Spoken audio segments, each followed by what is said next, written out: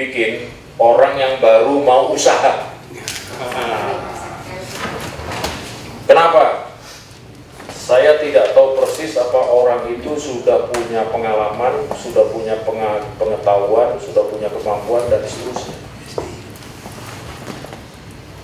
Jadi kita ingin tahu persis bahwa mereka betul-betul nanti bisa bekerja dengan baik, dan hasilnya akan kita evaluasi pada tahun berikutnya. Kalau dia baik, dia punya kapasitas, kita pertimbangkan yang lain. Itu intinya dari surat edaran saya. Kenapa 150? Ikan tuna yang sangat mahal di dunia itu ditangkap dengan alat yang sangat ramah lingkungan, salah satunya adalah menggunakan pancing. Dan ikan yang berharga mahal itu justru ikan yang ditangkap tidak dalam jumlah masif, tetapi dalam jumlah cuma satuan saja.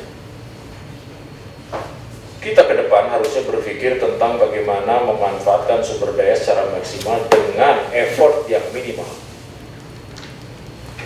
Nah, kami akan bergerak ke depan nantinya, ingin mencoba membatasi ukuran kapal, karena ukuran kapal itu sangat-sangat terkait dengan kemampuan mereka untuk melakukan ekstraksi dan perusakan lingkungan.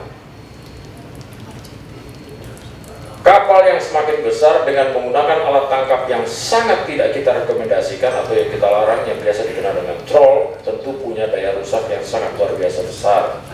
Jadi hitungan kerusakannya adalah GT kapal dikali 2. Tinggal kita hitung dengan nilai rupiah. Apalagi pada saat kita memberikan izin penangkapan ikan, tidak kita pertimbangkan faktor ekologi dan musim tangkap.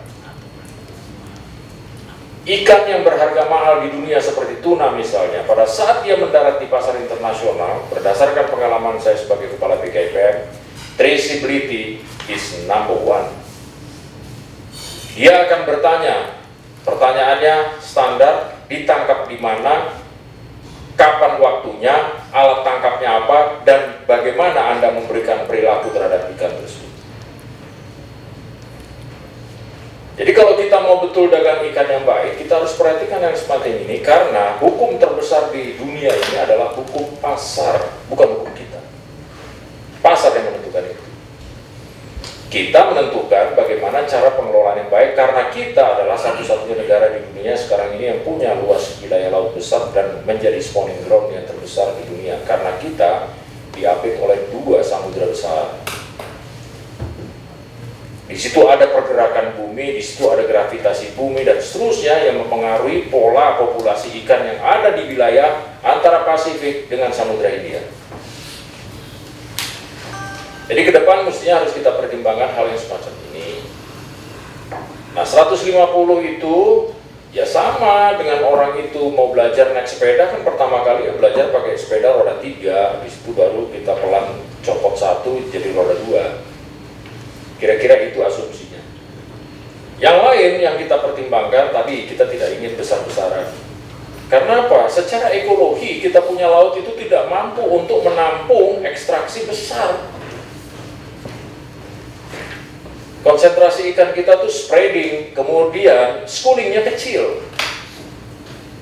Pada saat dia ditangkap dengan cara yang tidak ramah lingkungan, habis. Nah, teman-teman dari perikanan tangkap nanti dari SDI tolong itu dikasih peta ruwayah ikan itu, supaya pada tahu semuanya bahwa ikan itu berjenis-jenis dan schoolingnya kecil ikan. Beda misalnya dengan di Afrika, di beberapa laut Afrika dan seterusnya yang berdekatan, di Pasifik terutama, mereka schooling memang bermainnya. Nah, disinilah kita bertaruh, jadi ekstraksinya kecil. Tapi saya bukannya berarti tidak setuju dengan industri perikanan, ini kita kembangkan karena nilai tambah. Kemudian mengenai isu bahwa mereka tidak bisa masuk di laut lepas, yang paling dominan, yang paling mandatory by laws, itu adalah laut teritorial 12 mil dan zona ekonomi eksklusif 200 miles dari Pasang Surut. Ini yang paling mandatori. Kita hanya bisa mengontrol sampai wilayah laut zona ekonomi eksklusif 200 miles. Itu pun dengan persyaratan bahwa Anda you have to share with other countries. Dan Anda harus melakukan pengelolaan itu karena kita menganut CCRF-nya FAO, Precautionary Management. Karena saya ingin jualan dengan harga ikan yang cukup bagus di dunia internasional, tentunya juga saya harus memperhatikan hal yang semacam ini. Jangan sampai nanti ikan saya hanya laku sampai di kelas ikan asin. Kan sayang dong ikan tuna nanti turun kelasnya jadi ikan kalengan. Ikan tuna ya harus kita perlakukan sebagaimana dia layaknya tuna, bukan ikan kaleng. Karena kalengan itu adalah bagian terendah dari proses handling ikan.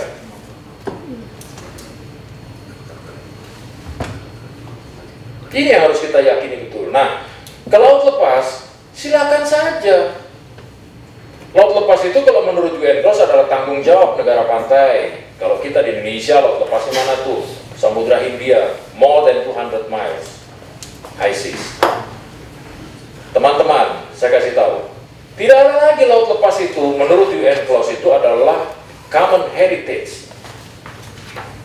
No more.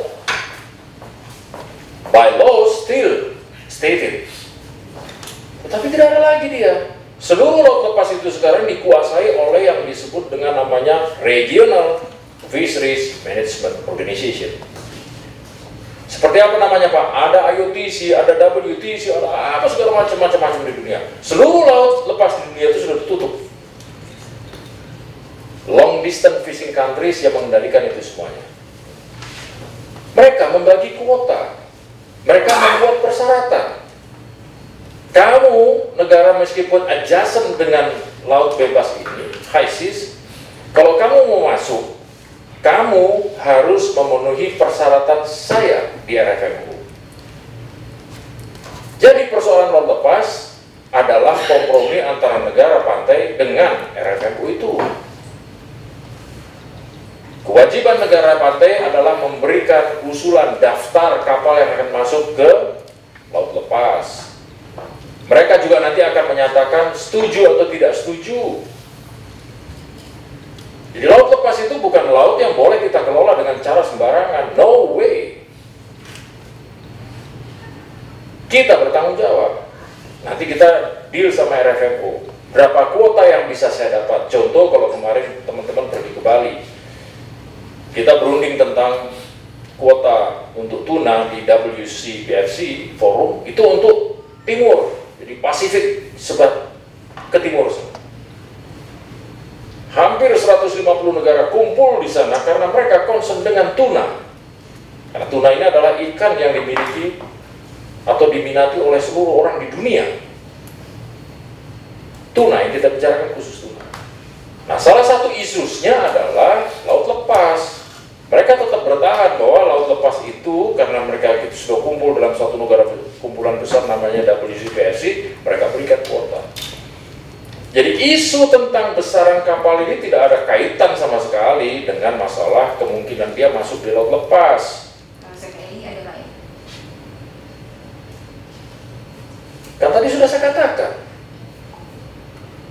Ya, cuman mungkin yang dipastikan Pak. Yang menjadi masalah buat saya ini kan, pengusaha pun juga dia tidak tahu regulasi secara internasional.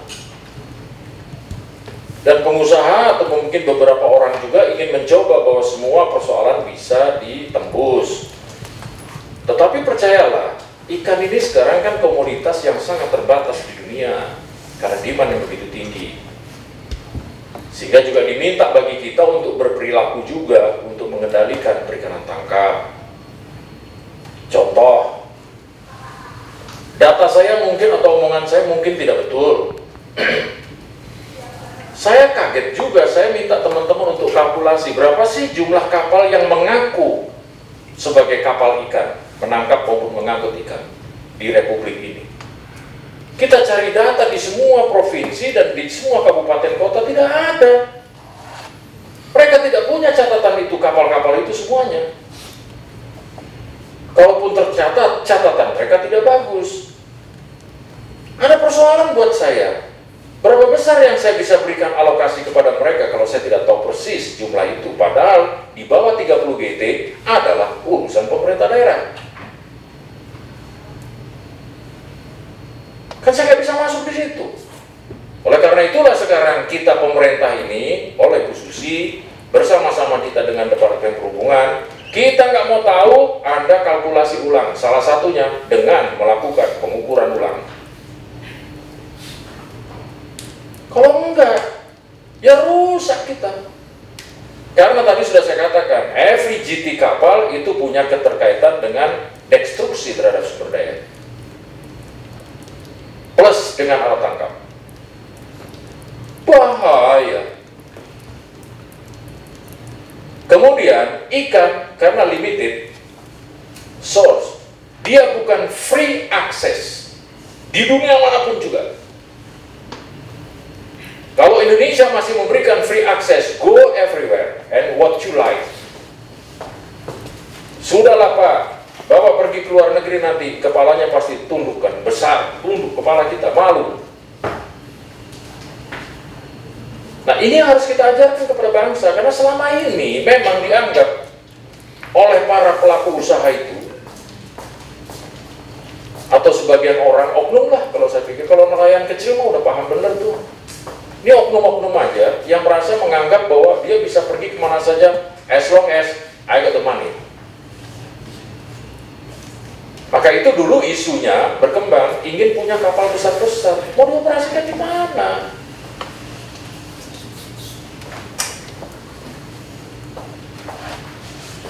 Kalau saya tidak bisa memelihara tuna, populasi tuna, contoh dulu kita pernah dapat isu bahwa di Teluk Tomini itu adalah spawning ground, yang diduga adalah spawning ground tuna.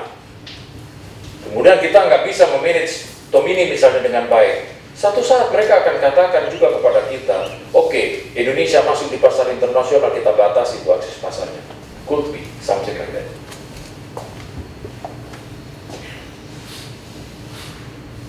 Contoh sekarang misalnya, Meksiko dia kirim surat sama kita ke seluruh negara di dunia, dia berikan notifikasi kepada Indonesia kalau mau kirim udang, Faname harus bebas dari MIO, harus bebas dari IMNV. Indonesia punya. Dari mana Indonesia punya? Mereka. Karena menyebar tuh virus ke seluruh dunia. Begitu mereka sekarang sudah bisa mengatasi itu, declaring kita nggak boleh masuk. Pertanyaannya, apakah ini melanggar WTO? No. Karena OIE sudah memberikan rekomendasi kepada WTO dan ada di dalam aturan WTO yang dikatakan di situ untuk kepentingan sovereignty in one country, it is possible also a barriers on a technical matters. Dahsyat. Ini yang harus kita pelajari terus. Nah, saya tidak tahu kalau teriakan-teriakan semacam itu terjadi hal yang wajar karena dia tidak tahu atau dia pura-pura tidak tahu. Kalau kita bikin tadi jumlah kapal yang sebegitu besar yang dimiliki oleh daerah misalnya, kan kita membagi secara alokasi. Perikanan tidak bisa kita bagi 4 mil punya lu, 12 mil punya lu, 100 mil 200 mil punya gua. Nggak bisa. Ikan di satu kabupaten ini, detik ini ada di situ, menit kemudian dia pindah ke kabupaten lain. Karena apa? Sifat ikan adalah migratory. Kita mau bicara ikan yang mana nih sekarang?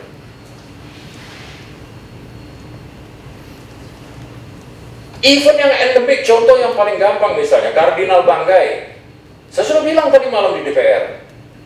Bapak harus hati-hati, sekarang membuat undang-undang karantina, harus Bapak naikkan itu kadar undang-undang itu, tidak lagi berbicara teknis. Ini adalah saatnya kita melakukan proteksi lingkungan kita, dibolehkan oleh seluruh negara di dunia.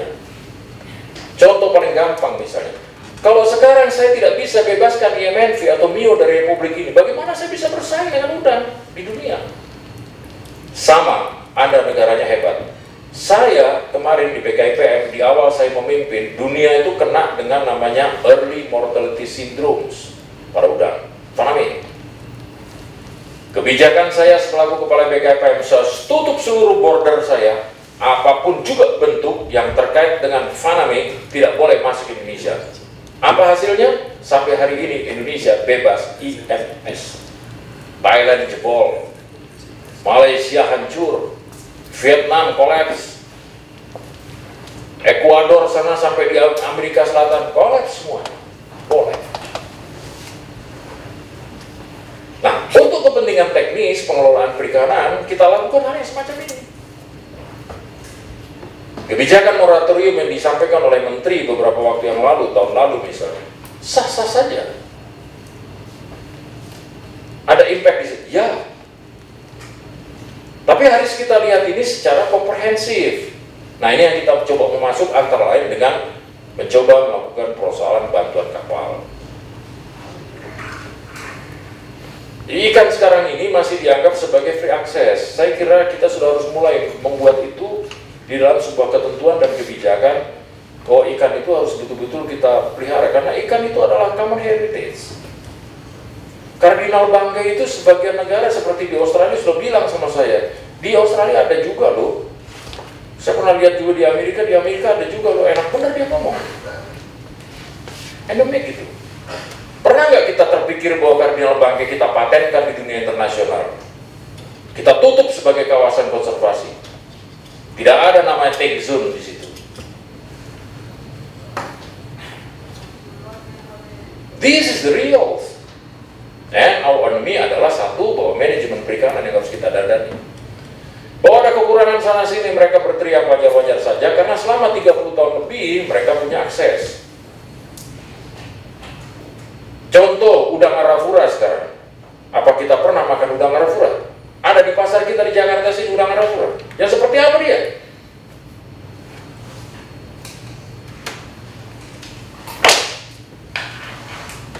Ya harus kita benarin, Pak. Jepang sedikit mulai protes nih terkait dengan ini. Karena mereka pemakan terbesar udang arafura. Kita bilang nggak bisa, you punya alat tangkap mesti diperbaiki. Ini boleh saya berikan gambaran dulu tentang perikanan betapa punya kompleksitas yang sangat luar biasa. Jadi kalau saya berbicara tentang laut lepas, zona ekonomi eksklusif, kemudian zona ekonomi eksklusif ikan, yang kita paling mandatori hanya ikan, kita bermain di water column. Nah, mereka punya catatan, Anda boleh main di situ tapi bagi-bagi dong sama gua. Kira-kira bahasa premannya seperti itu. Kemudian pada saat Anda melakukan pengelolaan di zona ekonomi eksklusif, Anda juga harus memberikan yang kita sebut atau mereka sebut di dunia sebut maximum sustainable yield.